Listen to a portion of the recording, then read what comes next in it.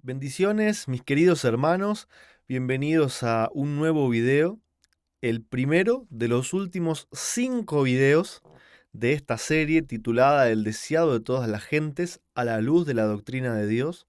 Hemos recorrido juntos 82 capítulos hasta ahora.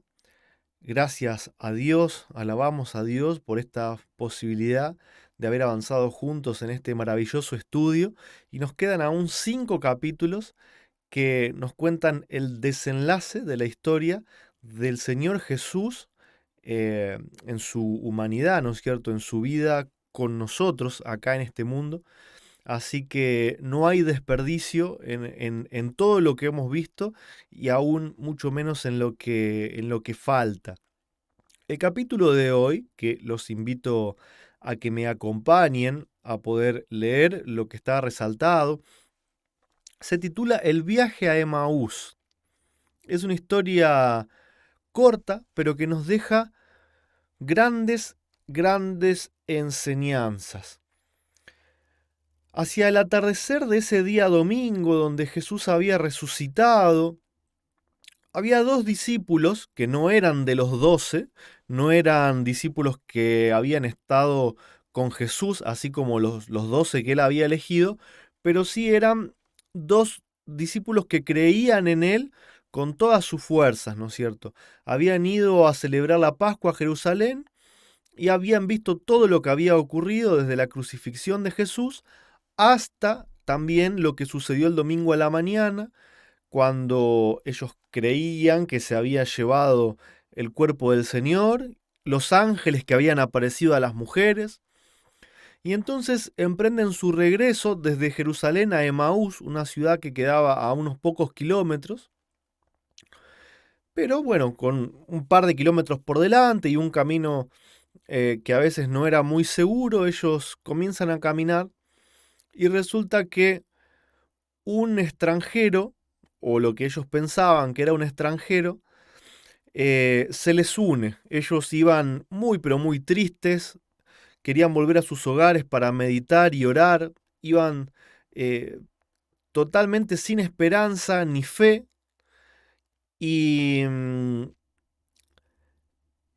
cuando este extranjero, que ahora vamos a ver quién era, se les unió, estaban tan absortos en su desaliento y su lobreguez que no se dieron cuenta que esta persona que se les unió en el camino era Cristo mismo. Continuaron su conversación, razonaban acerca de las lecciones que Cristo había dado, pero ellos parecían no comprender.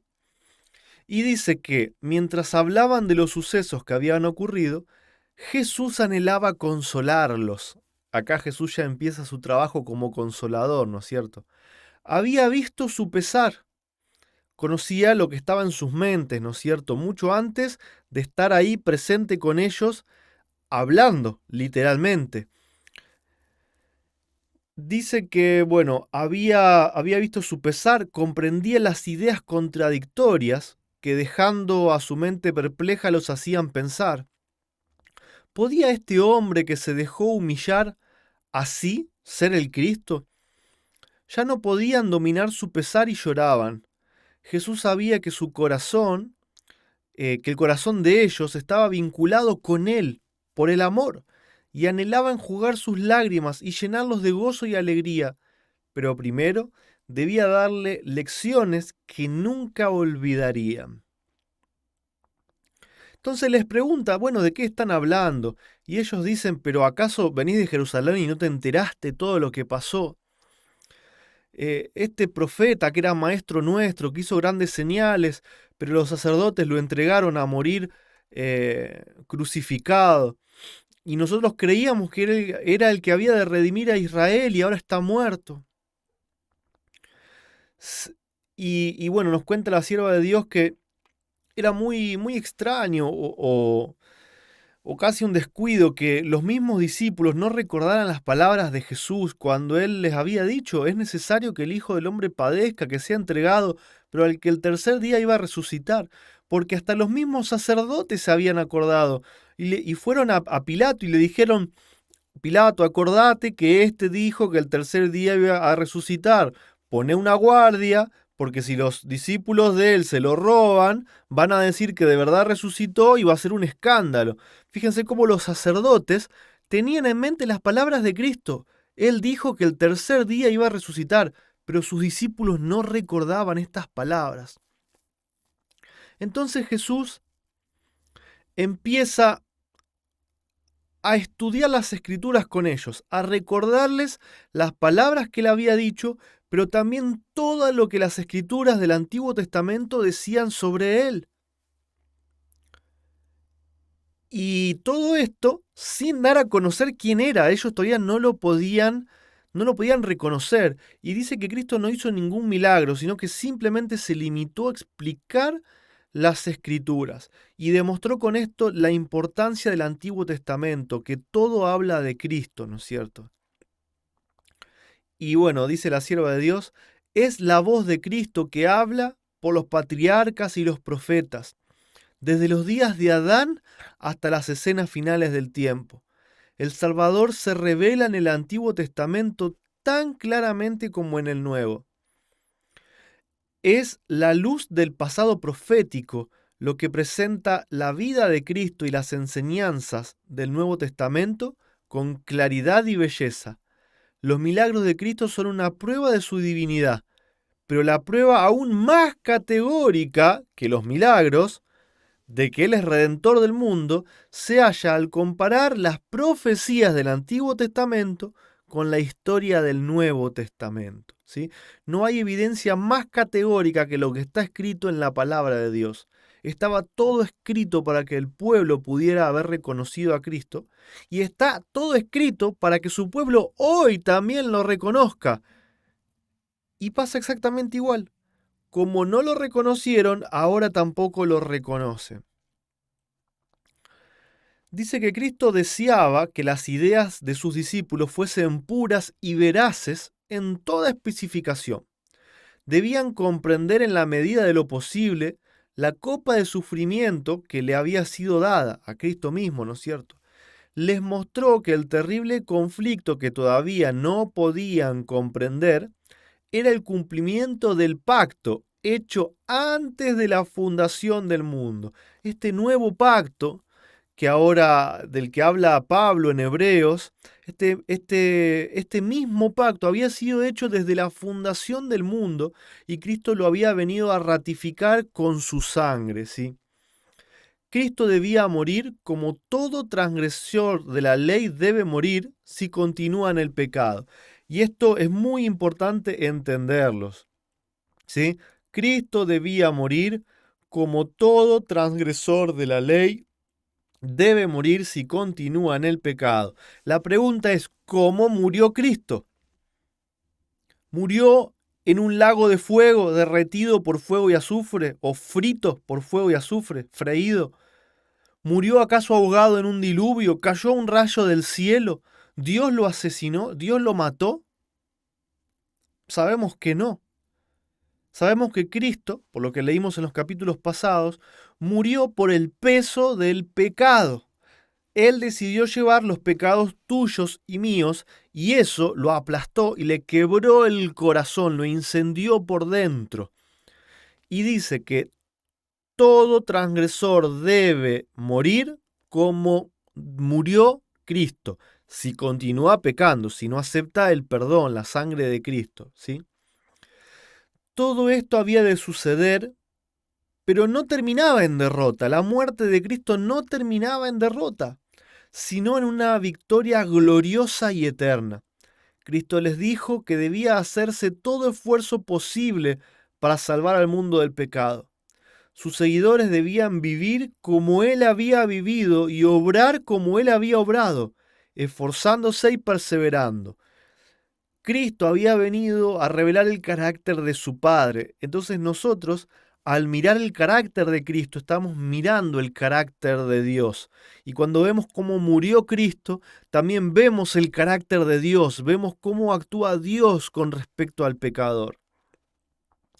Dice que así transcurrió el camino mientras Cristo les explicaba las Escrituras, pero aún sin que ellos lo reconozcan. De la boca de Cristo brotaban palabras de vida y brotaban seguridad, y estos hombres empezaron a sentirse mejor, empezaron a sentirse confiados. Pero bueno, dice que a su lado caminaba aquel que había de sentarse a la diestra de Dios y el que iba a decir toda potestad me es dada en el cielo y en la tierra, pero ellos todavía no lo reconocían, ¿sí? Y de repente, esto es un dato que yo no conocía, lo aprendí ahora. Dice que estos viajeros llegan a su casa o a la casa donde iban a parar y Cristo amagó con seguir su viaje y entonces ellos insistieron porque querían seguir oyendo. Sin embargo, Cristo como que declinó a aceptar esta inclinación y a seguir caminando, y ellos insistieron, quédate con nosotros, dijeron, se hace tarde, ya el día ha declinado. Entonces Cristo accedió a este ruego y entró a sentarse con ellos. Y fíjense lo que nos dice ahora, la enseñanza que nos da ahora es para nosotros. Si los discípulos no hubiesen insistido en su invitación, no habrían sabido que su compañero de viaje era el Señor resucitado. Cristo no impone nunca su compañía a nadie, ¿sí? Significa que nosotros podemos tener la compañía de Cristo, pero Él no la impone. Y quiero que seamos claros en lo que estamos diciendo. Cristo está con su cuerpo humano en el cielo, pero nosotros podemos tener su compañía porque también puede estar con nosotros acá en la tierra. Cristo mismo. Se interesa en aquellos que le necesitan. Gustosamente, Cristo entrará en el hogar más humilde y alegrará el corazón más sencillo, Cristo. Pero si los hombres son demasiado indiferentes para pensar en el huésped celestial o pedirle que more con ellos, Cristo pasa de largo. Así muchos sufren grave pérdida. No conocen a Cristo más de lo que le conocieron los discípulos mientras andaban con él en el camino a Emaús. Hoy el mundo cristiano no conoce a Cristo, así como los discípulos del camino a Emaús no le reconocieron. El mundo cristiano tiene en la doctrina de la Trinidad la enseñanza de que quien está con nosotros es una persona diferente, que no es Cristo. Y sufrimos una grave pérdida al no reconocer a Cristo y no abrirle nuestro hogar para que more con nosotros, por no insistirle y por insistir en decir, no sos vos, Cristo, yo no te quiero a vos, quiero que venga otro Dios de la divinidad, quiero que venga porque como no sos vos, yo quiero a Él. Una grave pérdida se sufre por no reconocerlo y por no insistirle que more con nosotros. Dice que los viajeros prepararon una cena sencilla de pan que fue colocada delante de Jesús. No lo reconocían todavía. Se sentó en la cabecera de la mesa y alzó sus manos para bendecir el alimento. Me imagino, ¿no?